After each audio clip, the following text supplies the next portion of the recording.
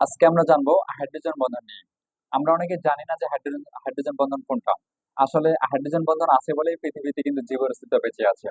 এই যে ধরুন যে যদি হাইড্রোজেন বন্ধন না থাকতো, আজকে যে আমরা অক্সিজেন গ্রহণ করছি সেই অক্সিজেনটা গ্রহণ করতে পারতাম না। আজকে যে আমরা কার্বন ডাই অক্সাইড বের করতেছি বা ত্যাগ করতেছি সেই কার্বন ডাই অক্সাইড ত্যাগ করতে পারতাম না। আজকে যে আমরা পানি পান করি, পানিটা যে তরল সেই পানিটা কিন্তু তরল থাকতো না। এই সবকিছু কিন্তু সম্ভব হয়েছে হাইড্রোজেন বন্ধনের পরে। তাই হাইড্রোজেন বন্ধন সম্বন্ধে আজকে আমরা বিস্তারিত কিছু জানতে চাই।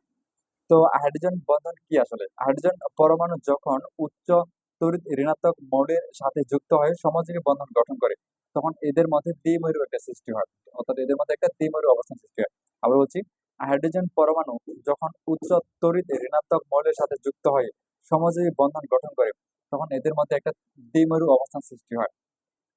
এই যে দ্বিমেরু অবস্থান সৃষ্টি হয়, এই পোলার অণুসমূহকে যখন পরস্পরের নিকটে আসে, তখন একটি অণুর হাইড্রোজেন প্রান্ত অন্য অণুর হাইড্রোজেনের ঋণাত্মক প্রান্তের দিকে বিশেষভাবে আকৃষ্ট হয় এবং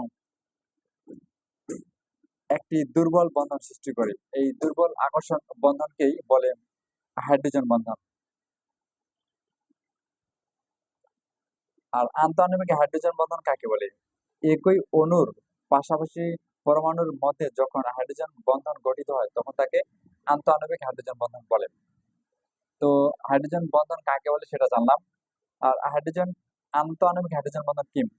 একই অণুর বিভিন্ন অংশের মধ্যে গঠিত হাইড্রোজেন বন্ধনকে আন্তঃআণবিক হাইড্রোজেন বন্ধন বলে।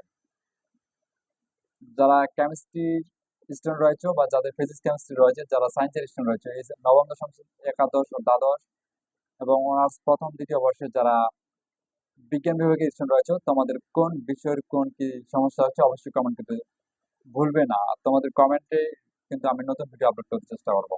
আর তোমাদের কমেন্ট বেশি পেলে কোন কোন ক্লাসের সমস্যা, কোন চ্যাপ্টারে তোমাদের সমস্যা অবশ্যই কমেন্ট করে জানাবে। অনার্স প্রথম দ্বিতীয় তৃতীয় চতুর্থ বর্ষ, নবম দশম শ্রেণী থেকে অনার্স চতুর্থ বর্ষ পর্যন্ত যে কোনো ক্লাসে যে কোনো ভিডিও পেতে অবশ্যই কমেন্ট করে জানাও।